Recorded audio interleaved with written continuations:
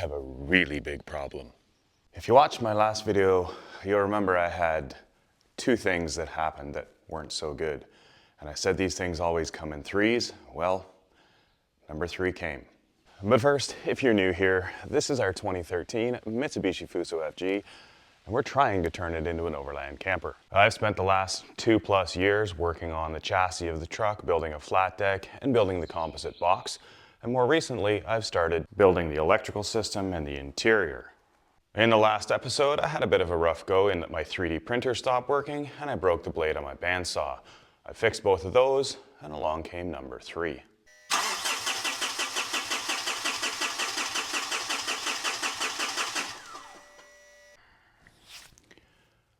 That should sound more like this.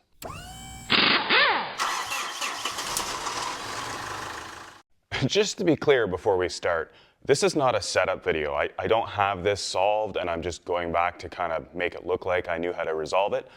I don't have this solved right now and I might need your help.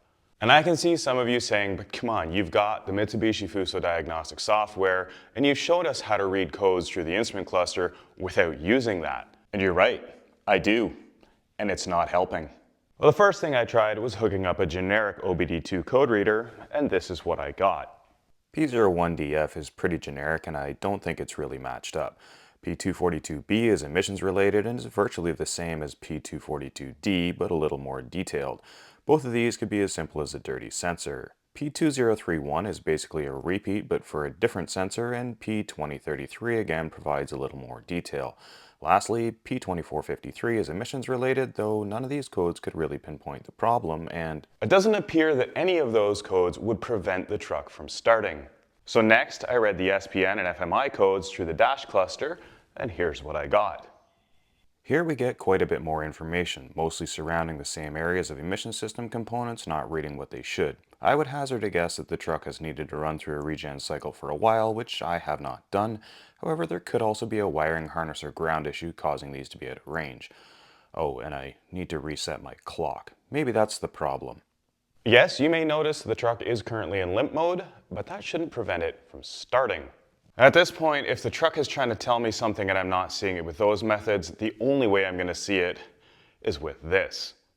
So here we go. This is what the Sentry software pulls up. As you can see on the left, we again get all the same SPN and FMI codes and mostly emissions related. So yes, I have some items to fix, and we see that the truck is indeed in crawler mode, but nothing saying start inhibit or any major fault codes. Even with the dealer software, nothing really stands out. In my experience, when there's an engine no start and it's not throwing any codes, it's most likely related to fuel. So the first thing I did was check how much fuel I had in the tank. I know what the problem is. Ain't got no gas in it. And if it was as simple as that, I probably wouldn't be making this video. Of course I had fuel in the tank. But is that fuel getting to the engine? Well, I pulled the return line off and stuck it into the fuel fill, turned the key on, and plenty of fuel came out. Now this is a 2013, so I have an electric fuel pump running from the tank to the high pressure pump, so at least I know I'm getting fuel to the high pressure pump.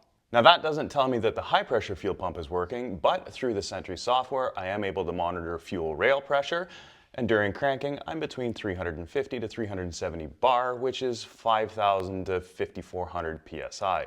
That's within range, from what I understand, of what should be required to start. So what else can stop this truck from starting? Well, there's an immobilizer, but it's not throwing any codes, and I don't have the ignition lock symbol showing up on the dash, so I don't think it's that. I have confirmed both physically and through the computer that the truck is in park, so it's not that it thinks it's in gear and is inhibiting a start. And don't mind all the rust, but I have also changed out all the DEF because there was a code that said the DEF tank was low and the concentration was 0. That's fair, it's probably been sitting in there for 5 years.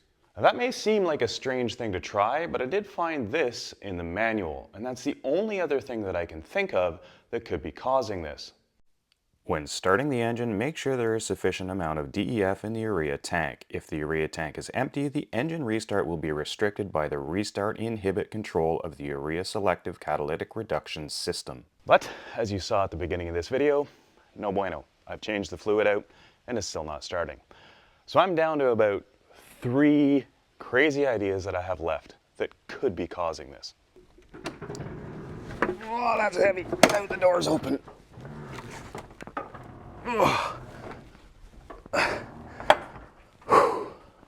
I really have my doubts about this one, but the only way I can prove it to myself is to try.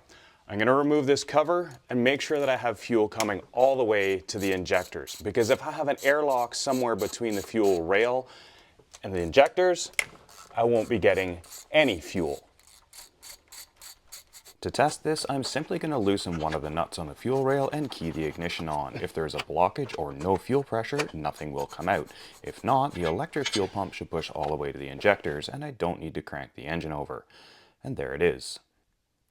Another one off the list. I have now confirmed that I have fuel at the fuel rail, which means there's fuel getting all the way to the injectors, which tells me something is telling the injectors not to fire. But that doesn't answer the question of what is it and why. While I've had the cab up, I have looked around in here for any chewed or broken or damaged wiring, things that are unplugged. I haven't found anything. Further to that, if it was a wiring issue like that, the computer should be throwing a code for an implausible signal, and it's not. Am I missing something completely obvious here? I backed this truck in here 3 weeks ago and it was running perfectly fine. If you have any ideas, throw them in the comment section down below, and if I don't have this resolved by the end of the video, I'll be trying everything that you guys say. Is it possible that a fuse is blown somewhere and one of the modules is not getting power, or maybe not getting all of its power? Some of the modules do have multiple feeds. I'm going to go back and check every single fuse. Let's start in the high current fuse box. HF01 feeds the SAM at 140 amps and it's good. HF03 feeds the SAM at 80 amps and it's good. HF22 feeds the SAM at 40 amps and it's good. There are a number of other irrelevant fuses in here and they're all good as well. Inside the cab on the SAM there are also a number of fuses. Some of the relevant ones are F13, which feeds the starter immobilizer, which is good. F19 feeds the engine ECU, it's good. F28 also feeds the engine ECU and it's good. F29 and 30 feed the emission system, both of them are good. And F31 feeds the engine ECU and it's also good. There are a lot of other fuses in here and they're all listed on the back side of the panel that covers the SAM if you need to know what any of them are. I have now gone through all of the fuses in the high current fuse box as well as all of the fuses in the SAM. I did not find any that were wrong. However, I did find this as I was skimming through the PDF. There appears to be an oil pressure switch that can stop the engine, and if it can stop the engine, is it possible that this is my problem? Please work, please work, please work. Well, this looks like a fun spot to get at.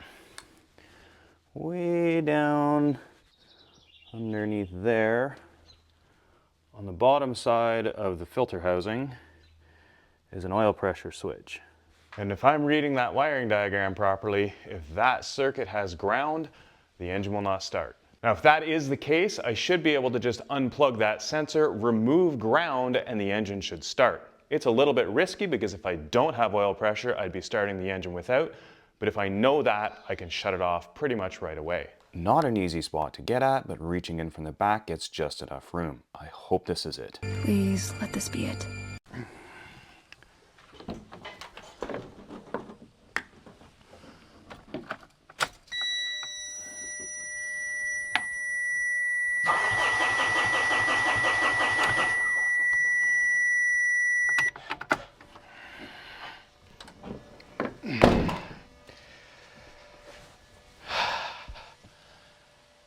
I'm getting close to out of ideas here. If you've got any ideas, help me out. Thanks for watching and hopefully we'll see you next time.